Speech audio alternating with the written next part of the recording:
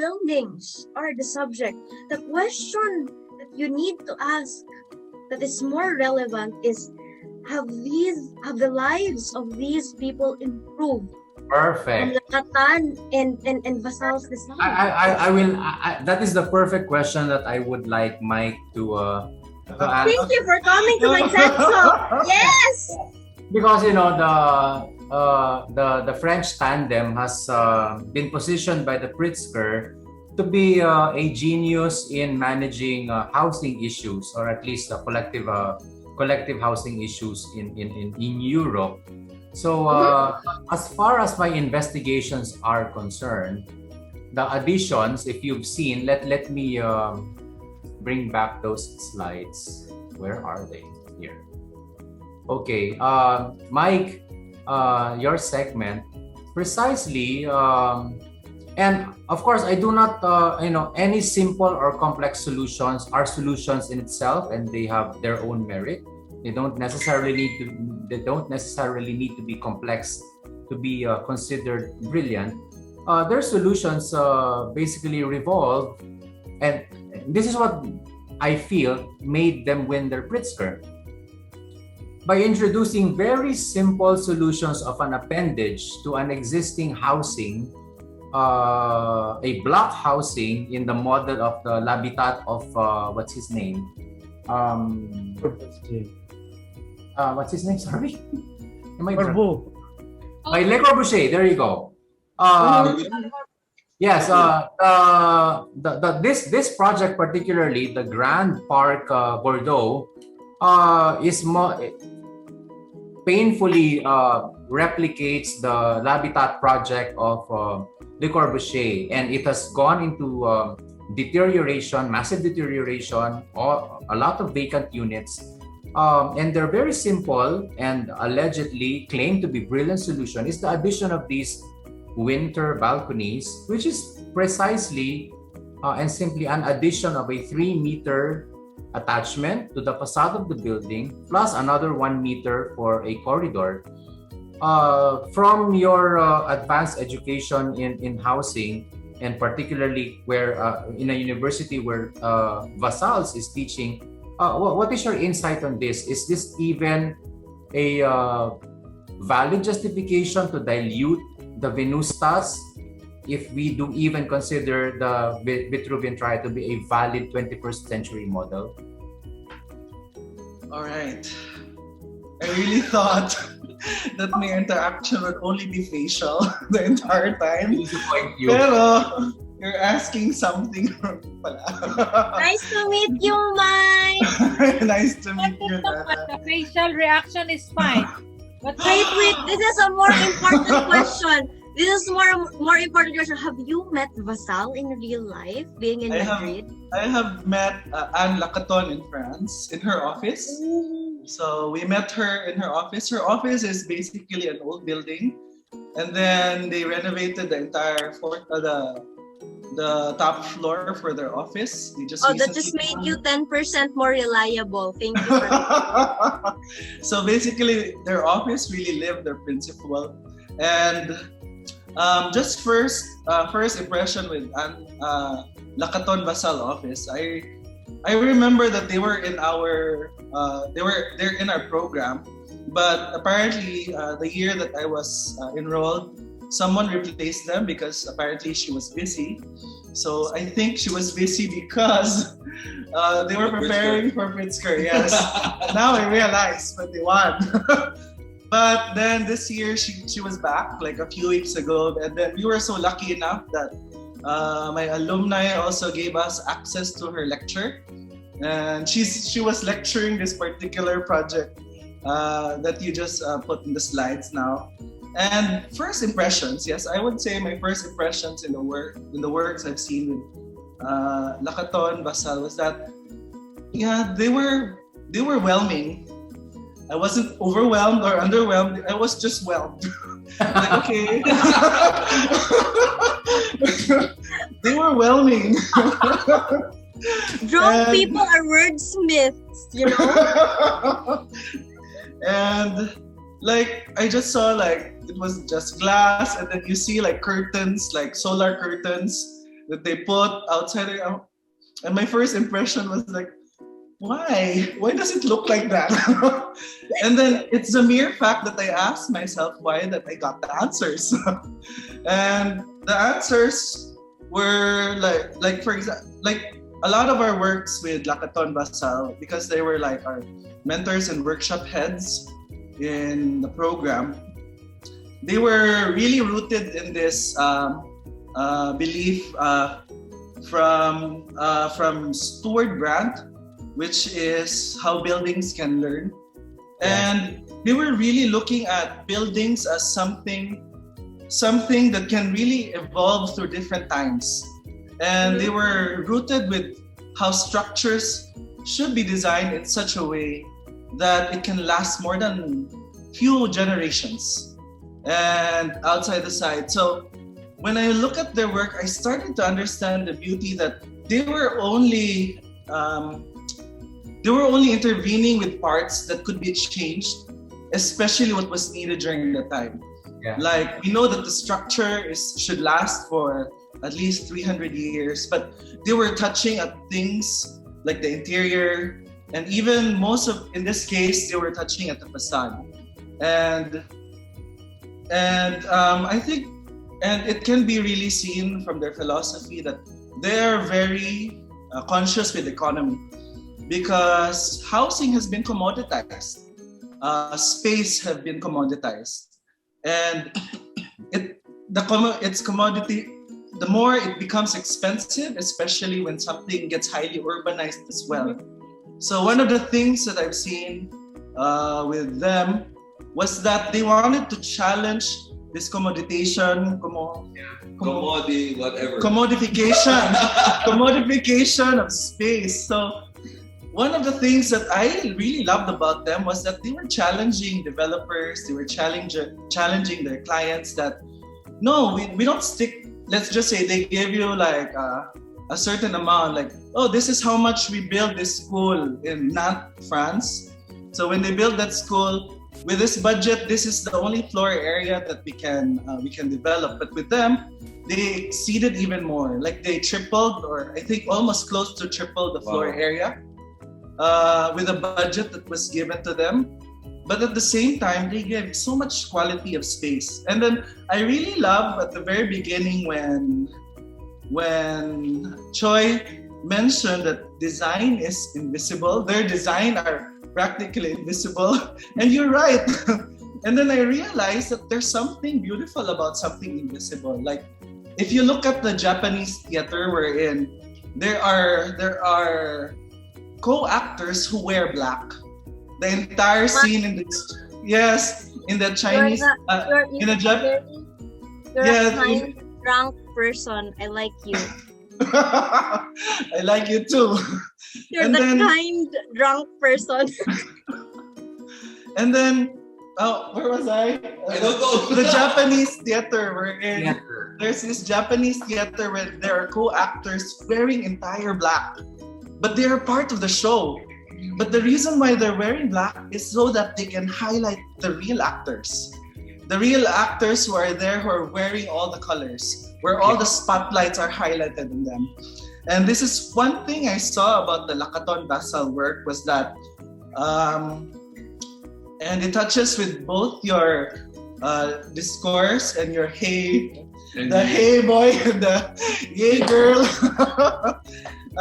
One thing I saw was that they were really highlighting their users. And then I realized that the facade, the reason why in the facade they were using these really ugly solar curtains was that they weren't trying to highlight the facade itself. They were trying to highlight the life of the people who were living there. And so they had the opportunity to create the facade every day. They are part of the facade itself. Their life is part of the facade. Yeah. And where am I now? I'm looking at my notes. You're in Cebu. You're in Cebu. Pero ang ganda nun, Myka, I really love what you said, that this facade development is actually a perfect example of a human-centered expression. Yeah. Yes. Yeah. And that's why I started to appreciate their their aesthetic all of a sudden. And then when you showed me, can you show me the building that Bak saw? Yeah, the one that housing. The housing, the one in The- France. the one So with we the- really- One where Buck walked There you through. go. This one. There. This one, the first time I saw this, like, what? We're going into this building? It looks like a commercial building. So we went in, we went inside, and then But 5-second interruption. Mr. Mr. Jerry Torres. yes, Yes. we went in Mr. Mr. Jerry Torres, please don't get drunk. These people are crazy. But maybe the fact that I'm not talking means I'm drunk already because I normally Oh my talk. gosh! It's not the time. drunk. And my mic No, is told I'm you, just I listening. haven't taken any drink for 2 years. Well, this is a good time to start. Anyway, Mike, you were saying, so you went into this building and you So when I went. went into this building. So when I went to this building, like I was, as I said, I was whelmed when I first saw it. Yes, And- not under, not over. Yeah, not over nor underwhelmed. I was just whelmed. But Well- the more we got inside the building, You one know of the things. that used as well. And when we got into this building, apparently this is built for I think student housing Yes, it is. and social housing. And I think in the ground floor, because we were able to go to the courtyard, we didn't get inside the units, but we saw photos. And then when we went to the courtyard, on the ground floor, it was catered for people with special needs or who are like PW already or getting old.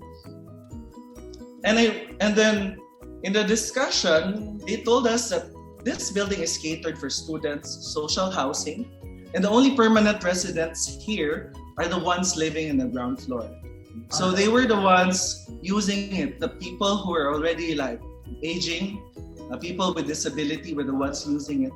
And then one thing So that the ground floor was housing as well. It's not retail. yeah, it's here at the street, it's retail. On the courtyard. On the courtyard, Okay. Nice. so on the courtyard, Okay. it was catered for those people. And then one thing that even drew my attention toward Lacaton and Vasal was that they started to recognize this principle of sharing economy, Mm. wherein at one point in your life when you don't need this, you share it to another next user. Because a lot of the people who were living here were students, people who started out in social housing, that eventually when life gets better, they get to move in better places. And then they get to share this place again to the next user. And those are the things that I was drawn to with both Lacaton and Vasal. And yes, you're right that a lot of their projects are mostly collective housing, social housing. But at least we got to experience Nantes, France also, their architecture school. And as I said, they were able to build a school 3 times the area with the budget that was given to them. And then I was just really happy to see the school, even though it looked like a warehouse from the outside, felt like a warehouse even in the inside. But that space allowed for creativity to thrive. It allowed for people to move, to have exhibitions here, to have plays, to have any exhibits that they want to showcase. And that's See, what the they've been doing. The question is, did it make the user's life more better? Like, okay, Yeah. that's wrong grammar. I'm a bit drunk. The Oh mere god, I'm fact- gonna hate this recording. But yeah, did it make the user's life like more meaningful? The mere fact that spaces have been commoditized, people can only afford small spaces already. Even us were complaining with Oh, the small amazing. spaces we're This is living in Paris. Your example is in Paris, correct? Yeah, my example is in Paris, and even with our lives right now, like space has been commoditized. And she found a way, and they both found a way to, even though that this is commoditized, we're gonna look for a way wherein we can provide more spaces for you, That's even awesome. with this amount, so that your life can flourish, and so that you have more space to be creative, so that you have more space to grow. Because even though these space are like dimensions to us, even the choices of materials that they made, if you look at the choices of the materials that they chose, like what, polycarbonate, like really, or glass, and then I realized that there was even power in their choice, because they wanted to even extend their life to the city, to the streets, with these translucent materials. So, and now I could also say yay, in a way, to Lacaton Vasal. My first impressions was a hey, because I was whelmed, or it wasn't even a hey, it was like a without an H or a A. You're drunk! It was You're just like drunk! an A. You're drunk! You're drunk! You've been quiet for almost 2 hours and you just suddenly talk. And like, man, you're drunk. Hubog ka, uy. Hubog. I really like what you said, Mike, that it actually, pwede ba natin masabi that that is actually the metaphorical counterpart in architecture of just really stopping and smelling the flowers? Probably. AJ, can I ask also Mike something from my reaction to his experience, his actual experience in Akala ko Paris? magre-react lang ako. Wait, Mike, wait lang. 5 seconds lang to. 5 seconds lang to. I said the question, my parting question was, I think the right question to ask is, did their design made the users' lives better? Okay? And then my conflict was in the portion or as a third person perspective of the light or Venustas. I mean, easily from that talk from Mike, from that reaction from Mike, from like a very sophisticated designer, architect, he was like, converted to seeing the beauty in basically nothing. Okay, just because it was functioning well and just because it triggered his imagination. But here's the thing that I want to point out to all of us. We are all in the design industry. We have created this bias. Me, I'm a 28-year-old. You think about your age and how long have you been exposed to the ideology of design thinking. Now, listen, how about to people who are only in a skin deep level of understanding aesthetics and what they see? You give me all the perfect cues to move into the next segment, because that's... Yes, AJ, I know I'm awesome. Yes, thank I you. want to end my reaction. Go ahead. Let me end my reaction. This makes me want to move into our next reactor, who I would really, whose opinion I would really like to see if it will synthesize this whole discussion as an architect. Mr. Gerry Torres, please don't be drunk. Please don't be drunk. End first. Come on. Let me end my reaction. Yeah, let Mike end first. Because I have one line left here. Yeah, go ahead. Please, Oh go my ahead. God, he's taking notes. I think one thing that was captured by, one thing that was introduced or at least captured by Lacaton Vasal was that they captured everyday living. And I remember a mentor, my last few mentors in our study, he asked us if, he gave us 2 postcards. One postcard was like the park, and then one postcard was the marketplace in Madrid.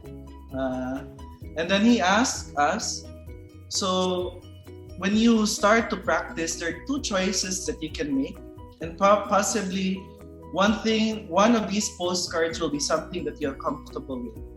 It's either you could be the everyday architect or the Sunday architect. Like there are architectures that you need to enjoy on Sundays, but there are architecture that you need for every day.